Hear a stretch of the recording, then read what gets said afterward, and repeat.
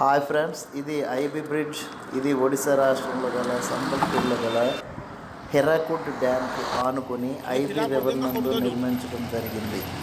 దీని పొడవు సుమారు 3 కిలోమీటర్లు ఉంటుంది. ఇది ఒరిస్సాలో అతిపెద్దదైన ఒక బ్రిడ్జ్గా చెప్పవచ్చు. ఇది సంబల్పూర్ సిటీకి దగ్గరలో రంగాలి వద్ద ఉంది.